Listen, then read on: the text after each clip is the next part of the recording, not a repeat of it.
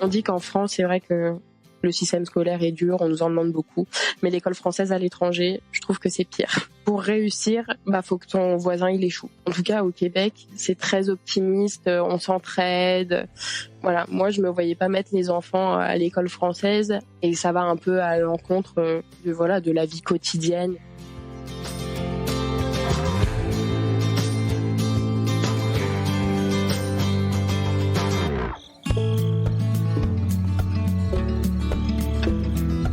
Il y a des choses qui étaient écrites.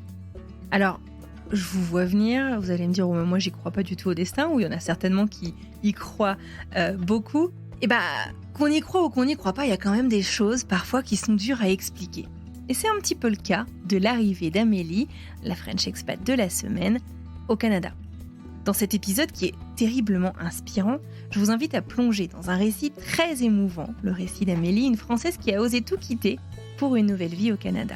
Elle nous fait revivre son arrivée inoubliable à Montréal au cœur de l'hiver, où chaque flocon et chaque obstacle ont finalement forgé son aventure.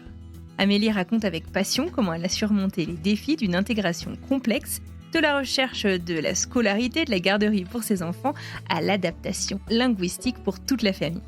À travers ses yeux, je vous invite à découvrir les différences culturelles et la force de l'amour et de l'union familiale qui transcendent les frontières. Ce témoignage touchant est une belle leçon de courage et de résilience qui vous fera voyager bien au-delà des mots. Alors c'est parti, attachez vos ceintures direction le Québec pour la 3e rediffusion de cet été.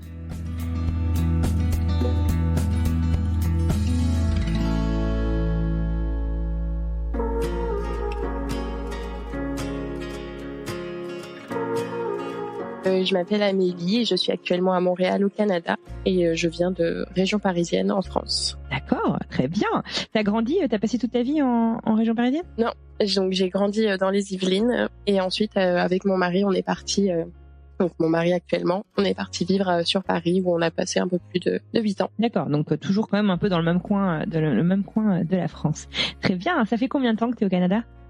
Ça fait un petit peu plus de 3 ans. On est arrivé sur Montréal donc fin décembre de l'année 2016. Ah ouais, juste avant un bon gros hiver sympa pour s'accueillir, quoi. Exactement. Alors, avant de rentrer un peu dans le vif du sujet, de discuter de ton expatriation et de ton séjour, enfin de ta vie au Canada, est-ce que tu pourrais te présenter et me dire un petit peu, quel âge t'as, à quoi ressemble ta famille, et ce que tu fais dans la vie ? Alors donc j'ai 31 ans. J'ai une formation en professeur des écoles, donc pour le niveau primaire, que j'ai pu faire en France. Et ici, j'ai travaillé comme éducatrice à l'école française et à l'école québécoise. Donc je suis venue au Canada avec mon mari qui lui qui travaille dans le bâtiment et on a 2 petits garçons, Owen et Nolan, qui ont 6 et 4 ans maintenant.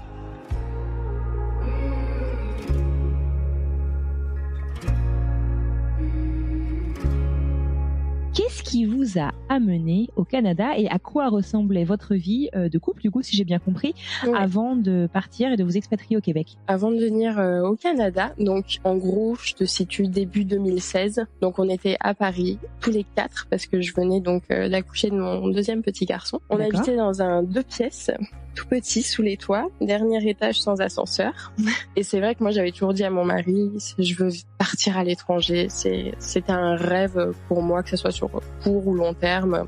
J'ai beaucoup voyagé avec mes parents et je pense que mon père a glissé une petite graine comme ça, comme quoi l'étranger c'est sympa. Et ils ont vécu à l'étranger, tes parents eux-mêmes, ou juste en voyage, en vacances ? Non, juste en voyage, mais c'est vrai que mon père m'a toujours dit si vous pouvez partir, partez. Donc d'accord. Voilà, et c'est vrai qu'il a clairement planté la graine, effectivement. Ouais, et c'est quelque chose qu'on avait un peu laissé de côté, et surtout une fois qu'on a les enfants, on pense forcément à tout ça. Et je sais plus pourquoi, donc début 2016, nous alentours de février, on s'est mis à en reparler, mais juste comme ça, tu vois, une idée en l'air. Et tout doucement, Johan, par le biais de son travail, il s'est mis à regarder les offres d'emploi un peu partout à travers le monde. Ouais. Et voilà, c'est juste, oh tiens, regarde, il y a une offre à tel endroit, oh ça serait sympa, oh et puis il y en a une aussi ici, et puis effectivement on voyait que ça pouvait être Singapour, comme les États-Unis, un peu partout. Lui aussi, l'idée a fait son petit chemin dans sa tête, Et quelques semaines après, il était en train de refaire un peu tout son profil LinkedIn, son CV, et puis il se crée un réseau professionnel, voilà, pour savoir un peu comment ça se passait pour ceux qui étaient déjà partis ou par son travail. Donc voilà, comme quoi l'idée était bien là quand même. Après maintes recherches et puis discussions, voilà, il a pris rendez-vous avec des RH à son travail. Et puis il a commencé à passer des entretiens téléphoniques. Donc il a aussi beaucoup pratiqué son anglais parce que la majorité des entretiens qu'il devait passer donc étaient pour les États-Unis et donc aussi le Canada. Et c'est vrai qu'il parlait pas du tout anglais. Donc tous les soirs il était là en train de préparer son petit discours en anglais. D'accord. On a eu une offre pour Richmond, c'est au sud de Washington, où ça accrochait plutôt bien. On était super motivés. Nous, on s'y voyait déjà aux États-Unis. Et ça a bloqué ensuite avec les RH en France. On sait pas pourquoi. Ensuite, on a repostulé pour un job. C'était à La Réunion. Donc bon, toujours France, même si plus vraiment la France. Et donc pareil, l'entretien se passait bien. Et puis au moment où ça devait passer par les RH, c'est pas passé. Le dossier a été bloqué. Ça nous a un peu démoralisé dans toutes ces démarches parce que à force, on s'y croyait et on avait de plus en plus envie de partir, peu importe où c'était. Nous, on était prêts à partir n'importe où, du jour au lendemain. On est rendu au mois de mai. Il a un ami d'enfance qui nous appelle, avec qui il reprend contact et qui lui est à Montréal. Et voilà, on lui explique un peu notre situation, comme quoi on aimerait bien partir autre part et que ça marche pas quoi en France. Il y a toujours un blocus. Et puis lui, il nous dit mais tu démissionnes, tu claques tout et puis tu viens à Montréal. Et oui, mais on veut pas tout quitter comme ça du jour au lendemain. C'est quand même. Et puis nous, on a des enfants, c'est stressant. On serait que tous les deux, mais non. Et il nous dit mais les enfants, c'est encore mieux. Tu vas voir, le Canada, c'est le pays des enfants. Tout est fait pour eux. La vie, c'est le fun à Montréal. Donc, on se met à y penser. On se met à y penser. Moi, je reprends contact avec une de mes amies du collège, qui est aussi à Montréal, qui me dit un peu la même chose, que Montréal c'est super. Et puis on se retrouve à prendre un billet d'avion pour le mois de septembre pour Montréal. Pour aller ou explorer. Vous y étiez jamais allé, toi-même dans les nombreux voyages que tu avais fait étant enfant, t'étais déjà allé au Canada? Alors moi, je suis déjà venue au Canada, par rapport à l'année 2016, si tu veux. 10 ans plus tôt, le 25 décembre 2006, je prenais la première fois l'avion pour Montréal. Et tu vois, 10 ans plus tard, à un jour près, j'arrivais à Montréal en famille. Donc oui, non, moi j'ai déjà vu l'hiver québécois, je savais un peu à quoi m'attendre. Et non, Johan, lui, c'était la première fois qu'il allait. Donc Johan, c'est mon mari, c'est lui, la première fois qu'il allait au Canada. Donc en fait, il a pris un billet d'avion pour lui tout seul, pour aller passer directement des entretiens sur place. Chose qu'on n'a pas le droit de faire, mais qu'on a quand même faite. Et pourquoi on n'a pas le droit de le faire? C'est le fait de venir en tant que touriste, t'es pas censé chercher du travail. Voilà, c'est ça. Ouais, c'est ça. T'as pas le droit de venir chercher du travail sur place. Tu peux le faire depuis ton pays d'origine, mais voilà, c'est ce qu'on a fait dans un premier temps. Il a créé son petit réseau, il est rentré en contact avec plein de monde et on lui a dit ton profil m'intéresse, mais il faut que tu sois sur place. Et donc à ce stade-là, vous aviez complètement mis de côté la possibilité de réussir à se faire muter en fait par sa boîte actuelle à l'époque, quoi. Oui, les RH bloquaient à chaque fois dès qu'on avait quelque chose qui nous intéressait, donc on s'est dit il faut trouver autre chose si on veut partir. D'accord. Une question qui me titille, si je puis dire. Donc j'ai compris donc que vous aviez cette envie de partir à l'étranger, mais elle vient d'où cette envie? Enfin, pourquoi vous vouliez absolument partir à l'étranger? Enfin, quelle était votre motivation plus profonde? C'était pour vos enfants, pour votre couple, pour la vie de tous les jours, pour je sais pas, le pouvoir d'achat, pour le niveau de vie, pour la santé? Enfin bref, c'était pourquoi? Ou pour rien du tout d'ailleurs de tout ça? Non, je pense qu'il y a un petit peu de tout. C'est vrai que on était à Paris, c'est quand même. Enfin bon, j'adore Paris, j'ai toujours aimé Paris, la vie est très sympa là-bas, mais ça restait quand même stressant. Au niveau de l'emploi, c'est vrai qu'on avait quasiment pas de vie de famille quand t'as Joanne qui rentre à 20h du travail, c'est sûr les enfants sont couchés, t'en profites pas. Et puis en plus, on était un peu dans la période, tu sais, où il y a eu tous les attentats à ce moment-là, en fin d'année d'avant, et puis au mois de juillet de l'année où on était dans les démarches, il y a eu l'attentat de Nice, et c'est vrai que on sortait de chez nous. Nous, on habitait à côté du Parc des Princes. Il y avait tout le temps, tous les événements sportifs. Et avec l'Euro à ce moment-là, ça nous stressait et on se disait, on peut pas continuer de vivre comme ça. Et puis on avait envie de voir autre chose et puis pouvoir profiter de notre vie familiale. Et c'est ce qu'on nous vendait un petit peu, en tout cas en nous parlant de Montréal.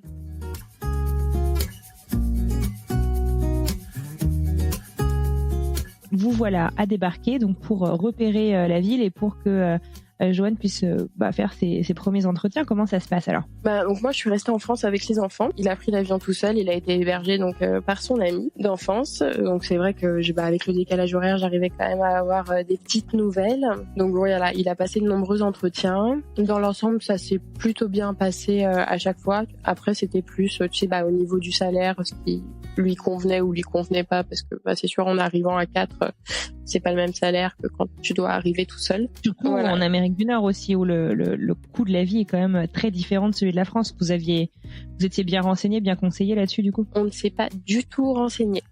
C'est vrai?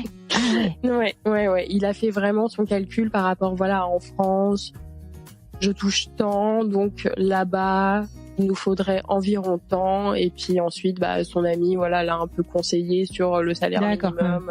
Ok, donc il partait quand même pas de zéro. Voilà, et donc il est revenu avec une proposition d'emploi. Génial, ok. Voilà. Et alors, dans quelles conditions alors? Qu'est-ce qu'on vous a proposé? Est-ce que lui, du coup, il était enthousiaste sur la mission? Alors ça s'est fait à un Starbucks, très à l'américaine, autour d'un café. Il a dit un peu ce qu'il savait faire et puis ça a plu. Ah oui, je t'embauche, ok, mais il avait même pas vu ses diplômes. Les diplômes, on s'en fout. Ce qui compte, c'est le travail. Bon ok. Et non, le salaire était convenable. C'était pour un poste de chargé de projet. Okay. Actuellement, il a monté au sein de l'entreprise. Et voilà, il a dit ensuite que donc son patron devait parler quand même au reste de l'équipe pour valider tout ça. Et une fois rentré en France, Johan a fait un peu une vidéoconférence avec tout le monde. Et puis tout le monde était très enthousiaste à l'idée de l'avoir. Un cerveau c'est organisé, on va dire. C'est ce qu'ils aiment bien ici, la rigueur française. C'est vrai, c'est pour ça que les Français sont connus. Ouais, on est très rigoureux, très organisé. Donc là, début novembre.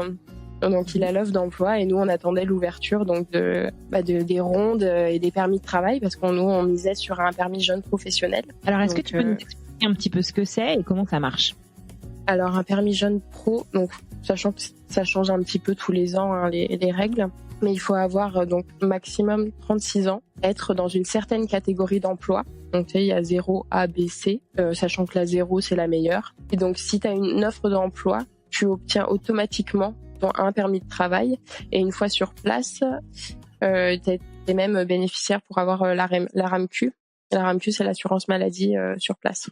Et ce visa ou ce permis, il est ouvert à tout le monde ou c'est un pour les Français ou comment ça se passe? Ouais, il est ouvert à tout le monde. Après, il y a des quotas par pays, bien sûr. Et c'est vraiment, il est là pour 2 ans et tu peux l'avoir que si tu as une offre d'emploi au préalable. Donc toi, tu pouvais pas en avoir un du coup? Non. Mais lui, comme il était dans une catégorie d'emploi 0, ça me permettait à moi d'obtenir un permis de travail ouvert, donc de pouvoir travailler où je veux.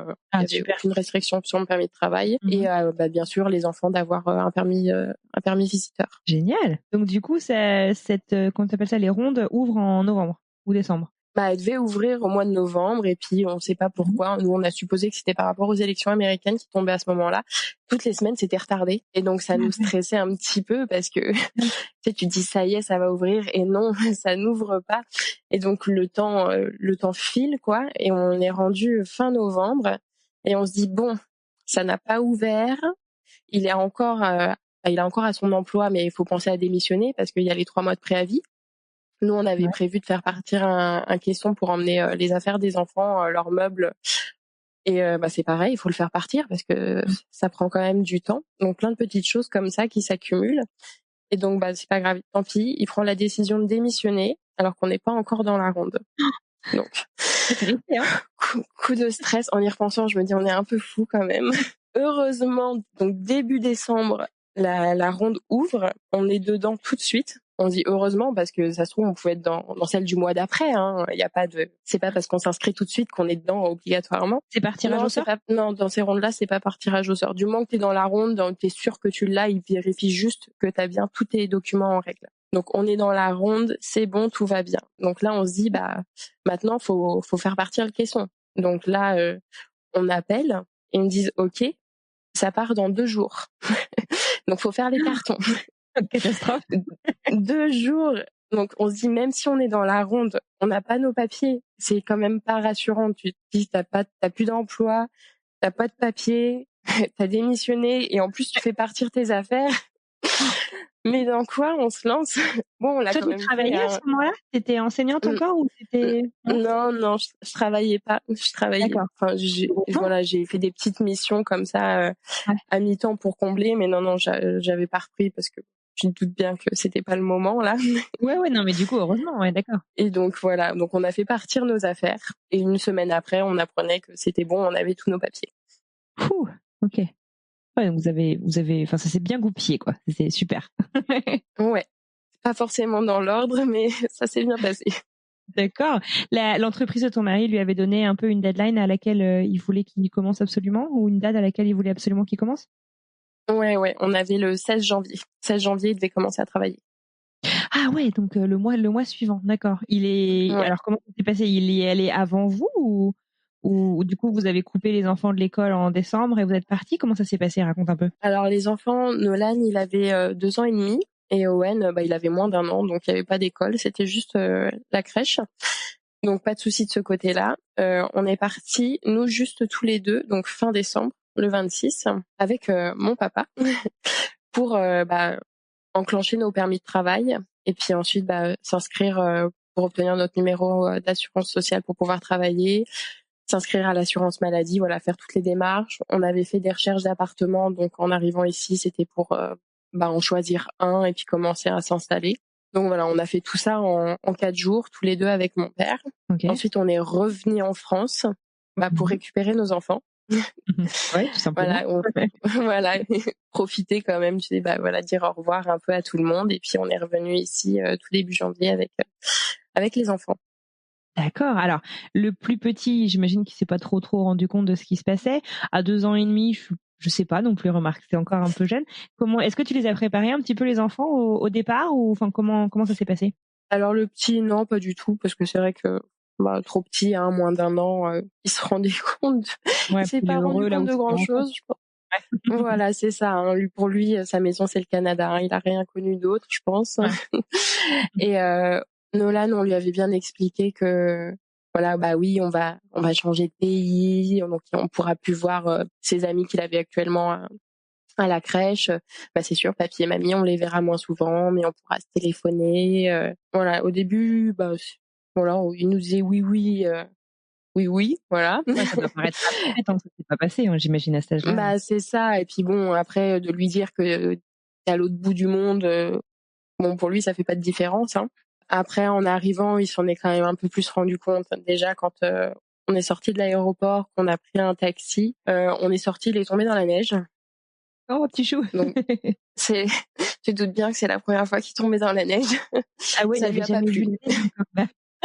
Non, il n'avait pas vu de neige. Voilà, tombé dedans, il faisait bien froid, ça ne lui a pas plu. La neige, c'est froid, ça mouille.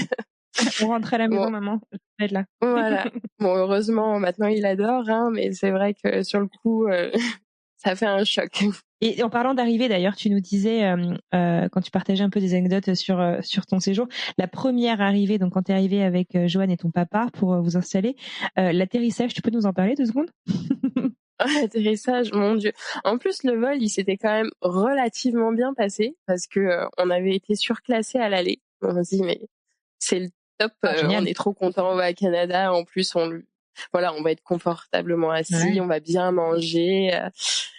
Ah oui, le repas, il est vraiment pas passé, malheureusement. Il y a eu pluie verglaçante, donc ce jour-là, à Montréal. Donc pour ceux qui connaissent, la pluie verglaçante ici, ça fait pas semblant, c'est une vraie patinoire.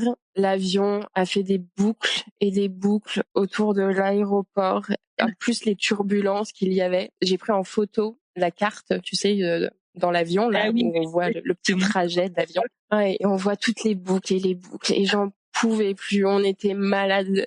Et ils commencent à nous dire, bon, bah, en raison du mauvais temps, on va peut-être aller atterrir à Toronto. On dit, mais non, mais là, ça serait le pompon. Faut qu'on sorte. On n'en pouvait plus. Donc oui, ça a duré une bonne demi-heure. Et puis, il a essayé d'atterrir 2 fois. Donc, ça a été un échec total parce qu'il a remis les gaz et il est reparti. Ah ouais, donc, c'est pas rassurant, ça. À ce point-là, parce que pour avoir pris quand même souvent l'avion, voilà, ça nous était jamais arrivé. Et donc, ça fait bizarre quand même quand tu dis ça y est, c'est bon, on va se poser. Non, l'avion repart de plus belle. Mais bon, non, c'est bon. Une demi-heure après, on a quand même fini à se poser et on était contents de retrouver le sol. Tu m'étonnes. Et alors justement, le sol, donc comme tu dis, les pluies verglaçantes, c'est aussi quelque chose qu'on connaît à Boston. Quand tu dis ça devient une patinoire, enfin les trottoirs deviennent en fait recouverts vraiment ça d'une couche de glace assez épaisse, hein. Et tout le monde se casse la tronche, quoi. Oh oui. C'est assez hallucinant et on se promène facilement. En fait, moi je sais que j'ai investi dans des crampons que je mets sur mes bottes dans ces jours-là et on a l'impression de faire de l'alpinisme en plein centre-ville, quoi. Ouais, bah, des crampons. J'ai tenu jusque-là, j'en ai pas acheté, mais je me dis là, c'est bon, l'année prochaine, faut vraiment que j'investisse parce qu'au bout d'un moment, ça en devient ridicule, quoi. De se casser la figure comme ça a pas de sens. Ouais, non, mais on peut se faire très très mal, non, c'est clair. Bon, donc du coup, l'arrivée avec les enfants se passe un petit peu plus simplement? Ouais, ben non, tranquille, voilà, on a profité de la neige les premiers jours en famille, c'était sympa. D'accord, bon, super. Vous aviez choisi un appartement dans quel coin de Montréal, d'ailleurs? Sur le plateau. Mais c'était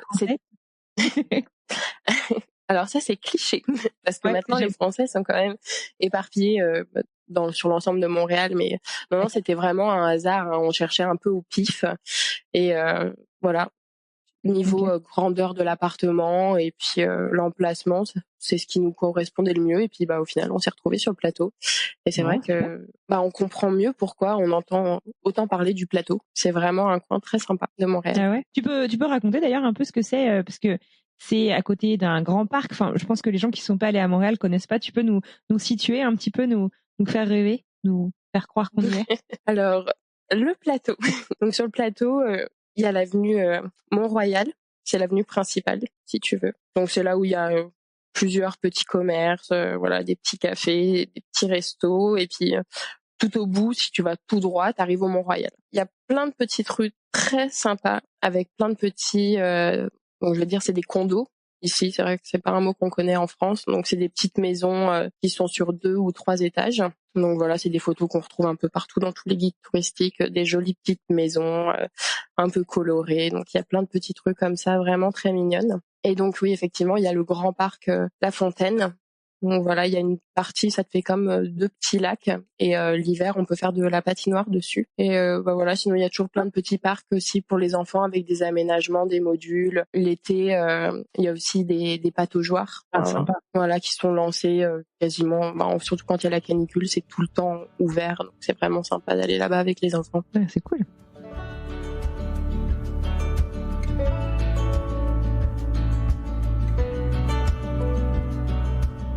Vous arrivez, vous profitez donc comme tu dis un peu de l'hiver de vous installer dans votre appartement donc sur le plateau avec les enfants. Comment se passe l'arrivée? Est-ce que tu as prévu du coup de les mettre en crèche? Comment ça se passe un peu tout ça? Donc ouais, on cherche à les mettre. Alors ici, pour le coup, c'est pas la crèche, c'est la garderie. La crèche pour eux, c'est la crèche de Noël. Donc oui, on cherche une garderie pour les mettre et puis pour qu'ils se refassent un peu des copains. Donc ça a été un petit peu plus compliqué que prévu parce que ici c'est un petit peu comme en France là-dessus, il te faut soit tu as de la chance et tu passes par le système public et donc ça te coûte quasiment rien, mais là voilà, faut vraiment s'inscrire, c'est plus limite plusieurs années à l'avance pour avoir une place. Soit tu passes par le système privé et alors là ton salaire y passe. Ah ouais. Mais t'es sûr d'avoir une place et par contre c'est super, ils ont plein d'activités. Donc nous on a fini par trouver, on nous a conseillé et on a trouvé quelque chose pour les mettre. Bon, c'était quand même relativement loin de chez nous, donc on n'y est pas resté non plus très longtemps. On les a changés pour les rapprocher de la maison. Bah voilà, effectivement, mon salaire y passait. Ah ouais. Mais c'est vrai que c'était quand même beaucoup plus pratique de dire on peut y aller à pied, on rentre à pied, il n'y a pas besoin de courir le soir pour aller les chercher. Ouais. Non mais l'hiver, faut y penser parce que l'été c'est beau. Mais l'hiver, quand l'autobus ne passe pas, quand voilà, il faut y aller à pied, mais qu'il y a 1 mètre de neige dehors, bah ça devient vite compliqué quand même. Ah, tu m'étonnes. Et alors, du coup, tu dis que ton salaire y passait, donc ça veut dire que toi, tu t'es retrouvé un boulot. Comment ça s'est passé? Qu'est-ce que tu cherchais? Et question subsidiaire, peut-être avant tout ça, c'est est-ce qu'il y a des équivalences du coup en tant qu'enseignant en France et au Québec? Oui, alors pour enseigner ici, ouais, il faut repasser une équivalence pour obtenir un brevet ou un permis d'enseignement. Donc j'ai pas regardé exactement en détail c'était quoi la différence l'un et de l'autre, mais bref, donc oui, il faut repasser une équivalence, chose que moi j'ai pas pu faire en tout cas jusqu'à maintenant parce que sur mon permis de travail il y avait marqué que je ne pouvais pas retourner à l'université. Ah ouais? Ah, c'est marrant. Je pouvais travailler mais je pouvais pas retourner à l'université. Et encore même plus loin que ça, au début sur mon permis de travail, j'avais une interdiction de travailler avec les enfants. Ah bon? Mais pourquoi? Parce qu'il fallait passer une visite médicale pour montrer que voilà, j'étais en pleine forme. Ah ouais. Pour pouvoir travailler avec des enfants. Donc j'ai dû passer une visite médicale. Donc voilà, c'est juste voilà, je vois un médecin, il m'ausculte vite fait et puis j'ai une radio des poumons. En fait, c'est la même visite médicale que quand on veut obtenir la résidence permanente. Ah ouais, c'est pareil pour la carte. Donc avec ça, j'ai pu refaire un permis de travail pour enlever cette partie-là. Donc une fois que ça a été fait, donc j'ai commencé à postuler moi, donc oui, pour travailler dans les écoles. J'ai un peu n'importe où, hein, j'ai postulé un petit peu partout. Et j'ai commencé à faire du tutorat à domicile. Puis finalement, je me suis retrouvée donc à l'école française en première partie de journée, donc à travailler comme éducatrice. Et l'après-midi dans une école d'ailleurs qui est pas très loin de chez moi où Nolan va maintenant à l'école. Donc pour faire l'aide aux devoirs à l'école québécoise l'après-midi. Est-ce que tu as observé du coup, j'imagine que tu as observé des différences dans l'enseignement, alors même si du coup tu n'enseignais pas dans les deux, entre les deux types d'écoles, ou comment on gère les enfants, comment on les éduque? Oh oui. Tu peux nous en parler un petit peu? Bon, après l'école française, moi je m'occupais surtout de la partie secondaire. Alors que là, à l'école québécoise, j'étais avec les petits, mais bref, ça revient quand même un peu au même. Non, l'école française, on dit qu'en France, c'est vrai que c'est dur. Le système scolaire est dur, on nous en demande beaucoup. Mais l'école française à l'étranger, je trouve que c'est pire. Ah ouais? C'est vrai que les élèves, on leur en demande beaucoup, donc le niveau est très élevé. C'est vraiment un système un peu compétitif. Pour réussir, faut que ton voisin il échoue. Parce qu'il y a des systèmes de pourcentage et voilà, faut vraiment être le meilleur. C'est vrai que nous, en arrivant dans un pays où c'est, en tout cas au Québec, c'est très optimiste, on s'entraide. Voilà, moi je me voyais pas mettre les enfants à l'école française alors que on prévoit de rester au Canada et ça va un peu à l'encontre de la vie quotidienne et même au sein du travail par la suite. Parce que voilà, à l'école québécoise, on arrive. Bon, déjà, tout le monde s'appelle par son prénom. Donc, mon fils, quand il va à l'école, c'est bonjour. Voilà. Bonjour, Madame Fanny. Comment vous allez? Et puis, ils se font des câlins. Voilà, c'est vraiment très, très familial, comme tu dis. Tu apprends par l'erreur. Tu vois, t'as fait une faute. Oh, c'est super. Bravo, t'as fait une faute. Maintenant, tu vas savoir et tu vas apprendre. Tu vois?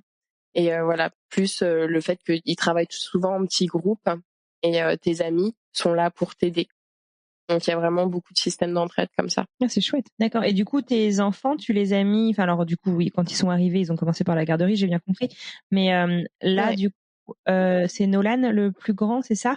Il est parti du coup en école française ou en école locale québécoise? Il est à l'école québécoise. Il a fait sa rentrée là en septembre parce que l'école commence, faut avoir 5 ans au mois de septembre pour pouvoir aller à l'école. Ok. Donc il a fait sa première rentrée au mois de septembre. Génial. Il adore l'école. C'est vrai. Une révélation pour lui. Il est super heureux, il adore ça et ça se passe très très bien. Donc on est vraiment content. Mais à côté de ça, si tu veux, la garderie, c'est quand même un système éducatif, comme un petit programme qui leur est propre, avec donc toutes les choses qu'ils doivent savoir principalement, plus des petites activités à côté. Je sais que Owen, le petit, il a un cours de musique, il a un cours de yoga. Au printemps, en général, ils font des cours de natation.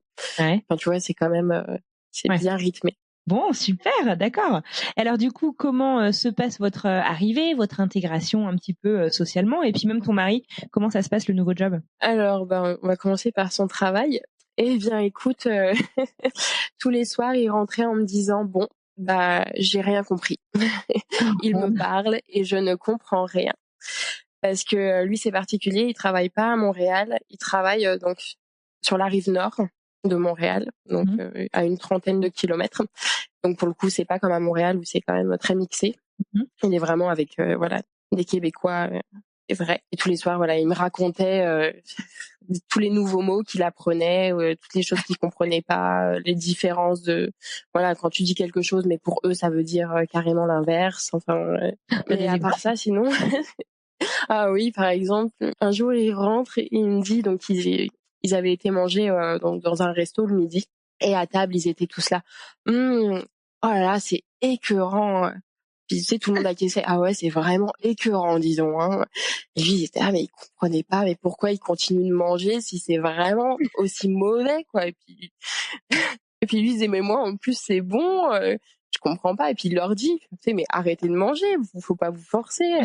Mais non, du tout, écœurant. En fait, ça veut dire que c'est tellement bon, bah que ça t'écœure, tu vois. Ah, d'accord. Ah ouais, non, c'est dingue. Ah, des petits moments de flottement, du coup, j'imagine. Ah oui, il y en a eu plusieurs. Il me dit, voilà, il y a des moments dans la journée où, bah, avec ses collègues, tu sais, tout le monde se parle et puis d'un seul coup, il y a un blanc. Mais on n'a pas dû se comprendre. Encore maintenant? Non. Maintenant, j'ai envie de te dire, il est bilingue. Bilingue québécois. Et encore, quand on rencontre des Français, maintenant, il y en a beaucoup qui demandent s'il est pas, s'il est pas québécois, parce que tu sais, il a un peu pris l'accent. Ouais. Mais les Québécois, ils vont dire mais non, pas du tout. Ça s'entend qu'il est français. Et les Français, ils lui trouvent un accent. Donc lui, du coup, il se trouve un peu, voilà, il dit je suis plus français, mais je suis pas québécois. D'accord. Alors donc du coup, on parlait de son intégration donc au travail et puis dans la vie de tous les jours, comment ça se passe? Bah, c'est vrai que dans la vie de tous les jours, c'est des pratiques d'avoir des connaissances déjà sur place. Voilà, hein, lui un ami d'enfance, moi j'ai renoué avec, je t'ai dit, ma copine du collège. Donc c'était quand même, ça aide quand on arrive, je pense, de connaître quand même quelqu'un, parce que bah voilà, hein, la première année c'est pas toujours facile. Hein. Tu vois ta famille en France, voilà, qui continue sa petite vie, t'as tous les anniversaires et toi t'es pas là, mais on t'envoie des photos, on te récompense à toi. Ouais. Donc c'est vrai que de connaître quelqu'un sur place, ouais, ça aide. Et puis bah après, on se rapproche facilement d'autres Français, parce que c'est vrai qu'on est tous dans la même situation. On vit tous la même chose. Les amis qu'on se fait ici, je pense que les amitiés sont plus fortes que celles qu'on pouvait avoir en France. Je sais pas si c'est le cas pour toi aussi. Ouais. Ouais, je pense que voilà, je sais que on tisse à un niveau très différent effectivement que lorsqu'on était un peu dans notre zone de confort en fait en France. On cherche pas la même chose, je pense. Voilà, moi je sais que, enfin naturellement, j'ai demandé à des copines, par exemple, d'être contact d'urgence au début quand on est arrivé pour la garderie pour mes enfants. Bon bah oui, il y a aucun problème. Et puis bah moi je suis contact d'urgence aussi. Voilà, on sait que ça devient un peu comme notre deuxième petite famille, quoi. On fait l'action de grâce, tu sais, l'équivalent de Thanksgiving ensemble, on fête Noël ensemble et ouais, c'est vraiment notre deuxième petite famille maintenant.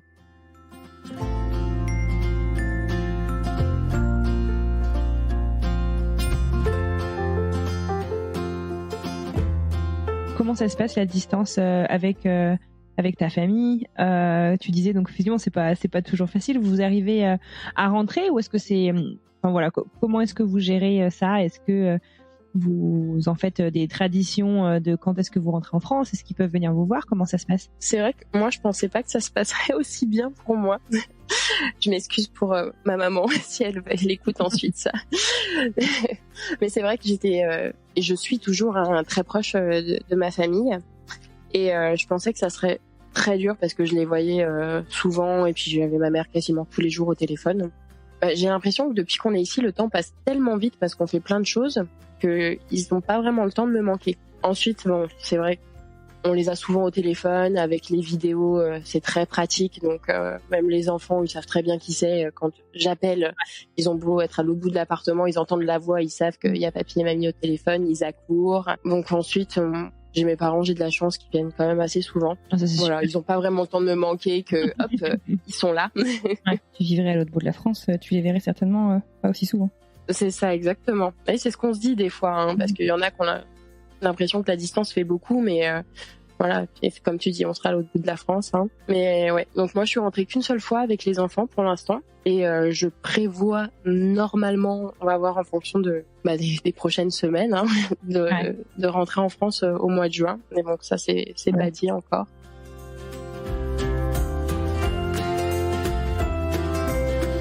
Tu nous as partagé une anecdote qui était, je trouvais assez rigolote. On parlait donc des différences de langage, alors entre le français France et le français québécois. Ouais.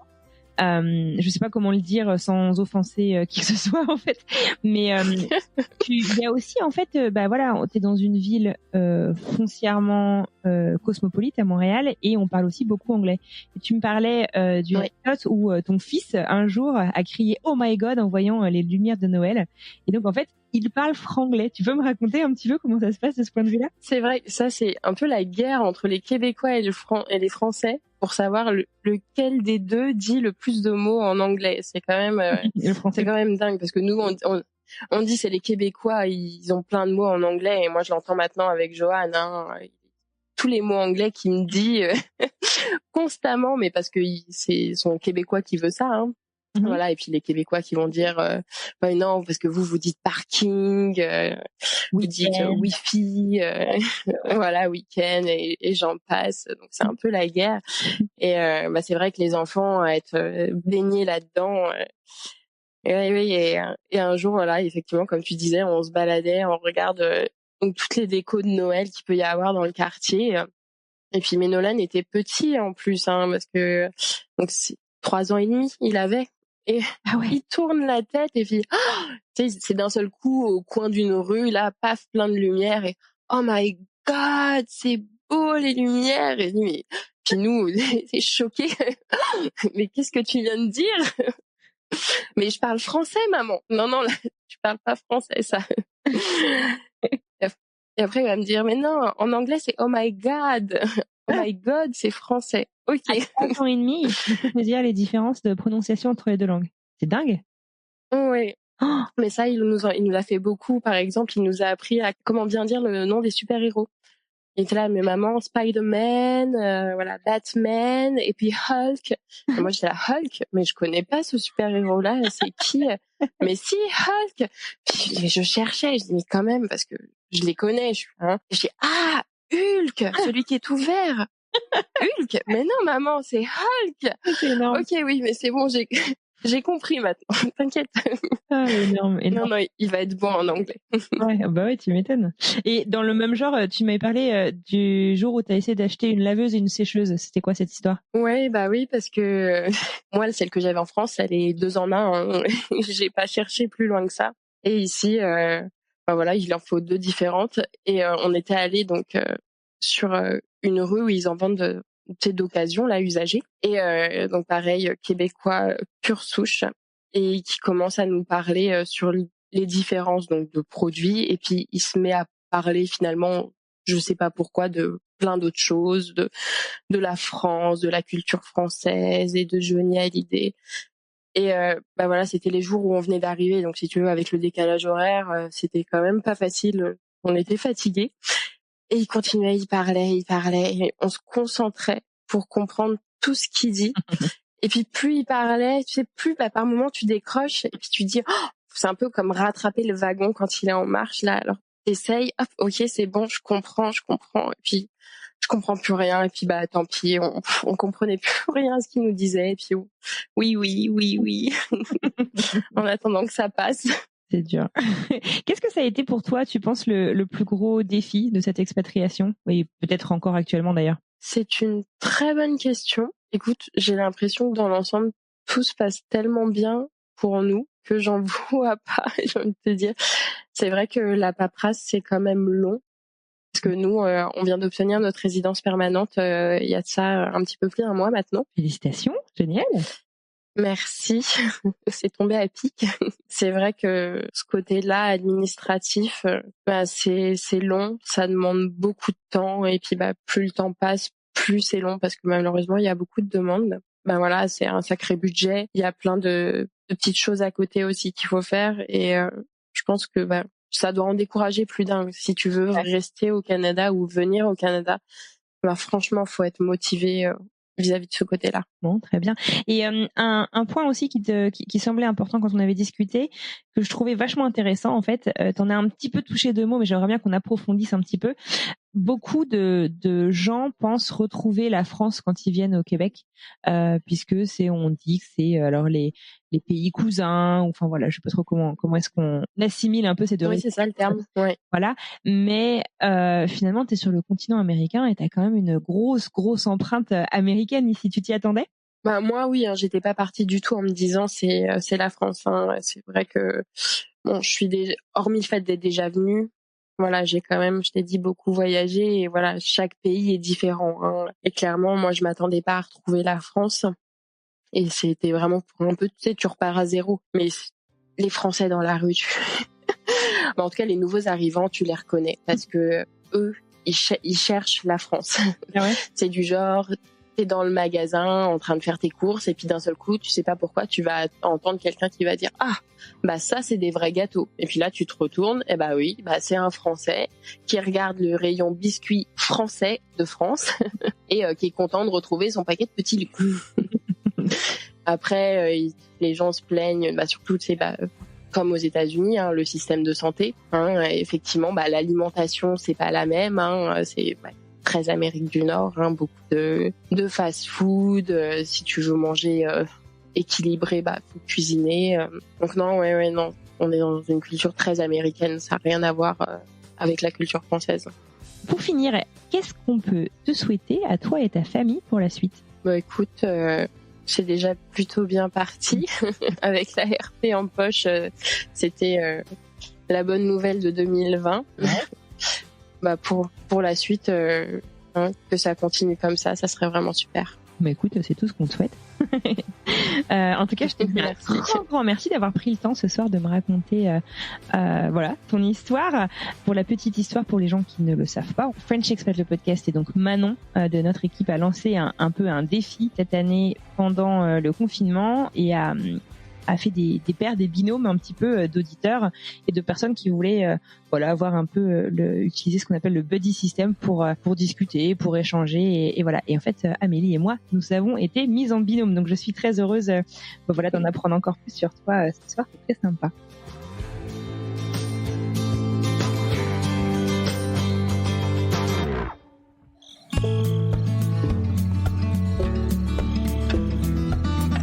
Et voilà, c'est terminé pour aujourd'hui. Je vous remercie infiniment de nous avoir écoutés jusqu'au bout.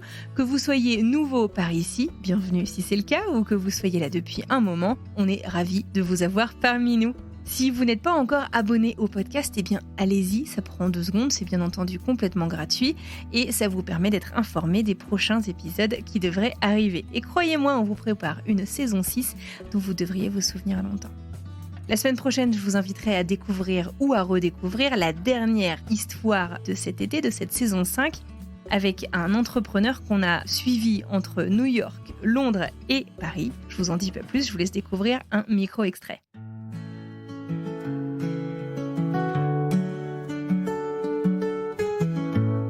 Je pense que c'est pas complètement un hasard que ceux qui sont partis d'un petit village ou d'une petite ville de région qui finissent à Hong Kong, à Singapour ou finalement à Sydney, que ces gens-là entreprennent derrière, je veux dire, ça me semble pas complètement déconnant. Il y a un moment où, en tout cas, ils ont pris des décisions, etc. Ils sont pas à fond sur le métro boulot dodo. Il y en a qui s'arrêtent dans ce voyage à la Défense. J'adore la Défense. Non, j'adore pas la Défense, mais je veux dire, en tout cas, dans un job confort ou une vie, voilà, telle qu'ils la veulent, et je le respecte.